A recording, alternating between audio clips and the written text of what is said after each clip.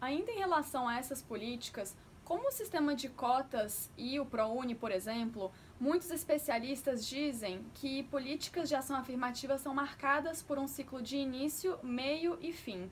Considerando o patamar dos atuais índices e as diretrizes do atual governo federal, você enxerga riscos na continuidade dessas políticas de ação afirmativa no país? Existem riscos, porque as ações afirmativas, as políticas de cotas, a política de cota é uma ação afirmativa, né? Não são sinônimos.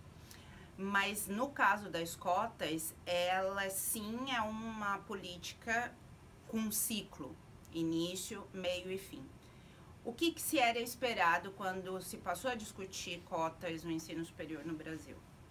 Que você tivesse 20, 30 anos, uma geração que entrasse por cotas e que neste mesmo período você tivesse um investimento para fortalecer todo o ciclo básico de educação, da educação infantil até o ensino médio.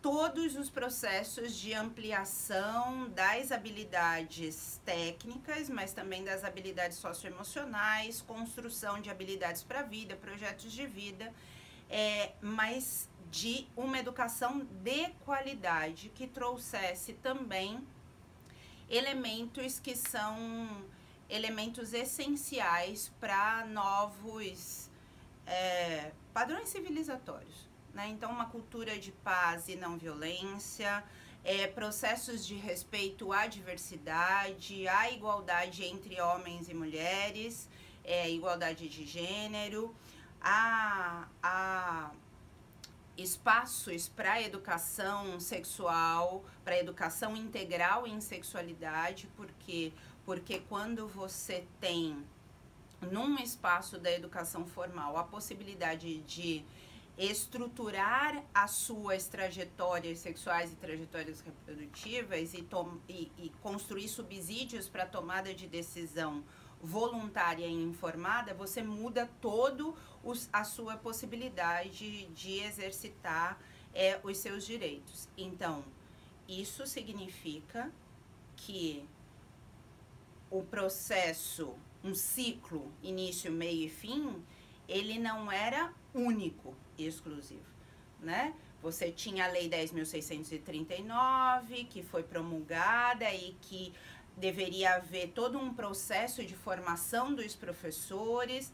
Você também teve de formação dos professores para o ensino de história da África e de história dos afrodescendentes no Brasil, que depois foi ajustada para incluir também a história da população indígena e as contribuições da população indígena para a história do Brasil e para a sociedade brasileira como um todo, e ainda investimentos de enfrentamento ao racismo institucional no ambiente escolar. Então, era muita coisa que deveria estar sendo feita ao mesmo tempo. Mas hoje, pelo contrário, nós temos um currículo, né, mínimo, um currículo em movimento que destitui o espaço de educação formal como um espaço de formação real, de formação integral, de formação de cidadãos plenos. Então, o risco que nós corremos é um risco muito grande da geração que está aqui, das futuras, mas também de como que esses profissionais que estão saindo, né, ou que já entraram na universidade e que vão sair para um mercado de trabalho, não terem um ambiente favorável para que eles também exerçam as suas profissões.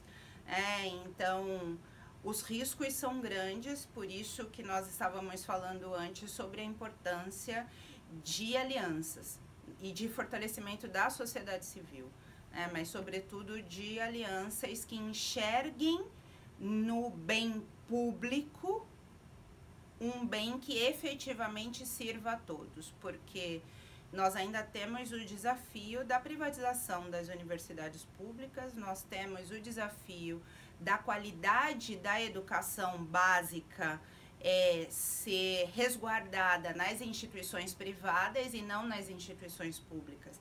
Então, é uma discrepância, né? Você tem um investimento que ele é exclusivista, é um investimento que define a manutenção do status quo e que define que aquelas pessoas que historicamente vêm sendo discriminadas, que elas ganhem uma certa mobilidade social, mas que o horizonte de mobilidade seja restrito. Então, acho que isso é muito importante que a gente tenha em mente, né?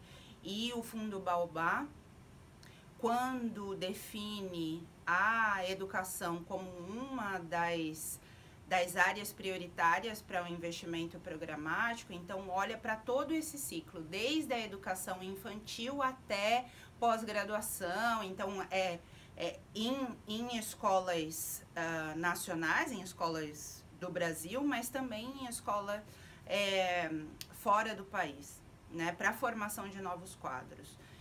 Os processos de formação de líderes em quaisquer setores de conhecimento e áreas de atuação é essencial. E isso ainda é um processo inicial para a população negra brasileira. Então, esse também é um papel que o Baobá assume para si como uma instituição que tem como missão a promoção da equidade racial no país, né? Então, os nossos investimentos neste campo da educação, eles estão voltados para iniciativas que nos